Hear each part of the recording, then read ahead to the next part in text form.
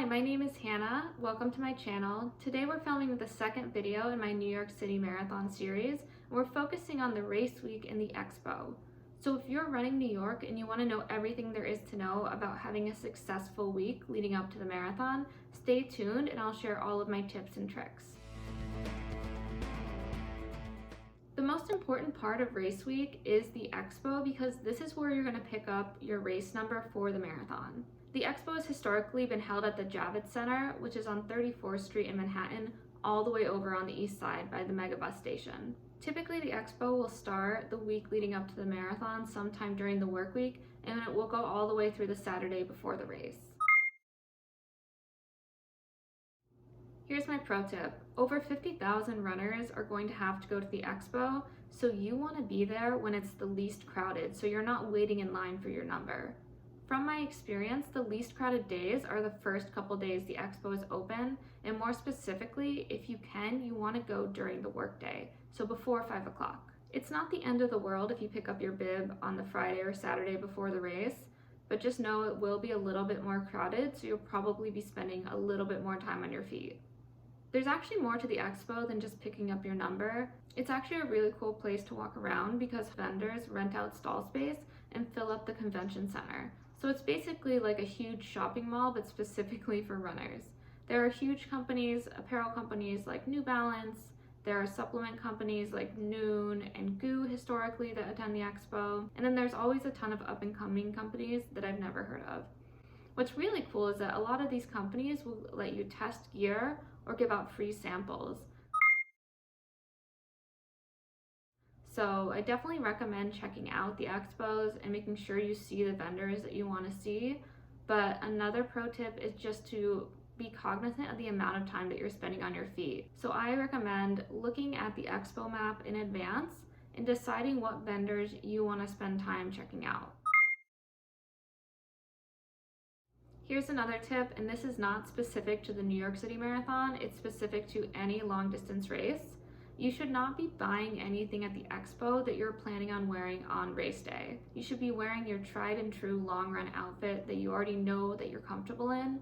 So enjoy the Expo. If you're shopping, that's great, but don't buy things that you're planning on wearing for the marathon. One booth I always try to check out is the one run by the New York Roadrunners that prints out the pace bracelets. So if you've never tried a pace bracelet before, basically what it is a slip of paper that goes around your wrist, and you tell the person at the booth what your goal time is for the marathon, and it will tell you on the bracelet your mile by mile splits that you need to hit your goal time. And what's cool is that these splits typically take into account the elevation change for the different miles. So it's not just going to tell you if you want to run a 9-minute average pace for the marathon, that you need to run 9-minute miles for every mile. There are a number of other events leading up to the marathon sponsored by the New York Roadrunners that you can take part in. Some of them include a welcome parade with fireworks at the end. There's always a 5K the week of the marathon, which is really cool to watch. It starts at the United Nations and ends at Central Park. And then oftentimes there's things like a pasta dinner the night before the race. I typically do not attend any of these events, and it's not because I don't think they're worth going to, but in my personal opinion, the most important thing to do the week of the marathon is relax and minimize the amount of time on your feet. That being said, you should enjoy your marathon experience, and if you want to attend the welcome celebration or you want to watch the 5K, that's totally fine, but just plan the rest of your day to be relaxing so that you're not overexerting yourself and you're not tiring out your legs. Other than the expo and the events, something you should be thinking about is what you're going to eat and drink the week of the marathon, and then also on the morning of the marathon. The first tip here is just to drink a lot of water the days leading up to the marathon. When it comes to food, I just recommend keeping it simple and keeping it bland. And definitely keep it consistent with whatever you've been eating up until this point in your training. Now is not the time to switch up your diet or to try a new cuisine. There's plenty of time for that after the marathon. For the race week, just keep it simple. And definitely keep it bland and simple the night before the marathon. Something else you need to think about and consider is what you're going to eat the morning of the race. Now, I know a lot of runners don't like to eat before a race, or they like to keep it light, but the New York City Marathon, one of its major disadvantages is that you have to wake up so early in the morning. I'm talking like 3 o'clock for a 9 o'clock start. So there's a lot of time in between when you wake up and when you actually start the race. And most runners do need a little something to eat, even if it's not a full meal in that time period. Now, what you eat is totally up to you, and I highly recommend doing a little bit of experimenting with your long runs leading up to the marathon. But in general, you just want it to be something that's easily digestible that will tide you over until the race. Some common foods I see at the starting village are bananas, crackers, goldfish, pretzels.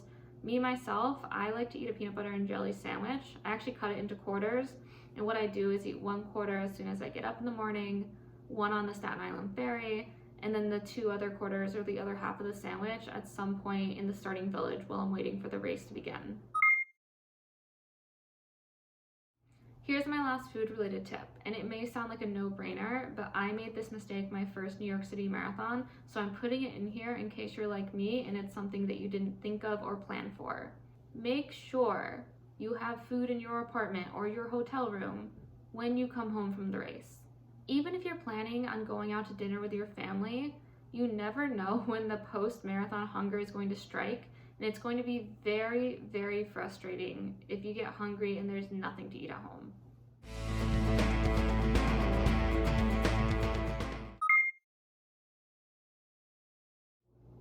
The last thing I recommend doing is running a couple miles in Central Park at some point during race week.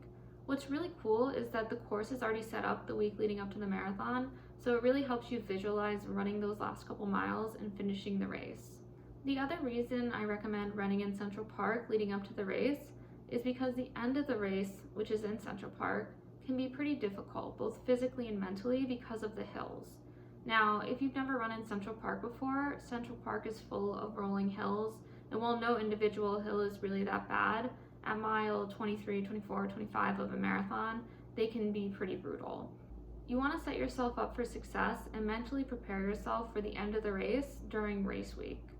If you do a run or two in Central Park leading up to the race, I guarantee you're going to enter the park in those last couple miles way more confident and way more comfortable than a lot of the other runners around you who have never run in Central Park or haven't run in Central Park recently and aren't taking it into consideration during the rest of their race.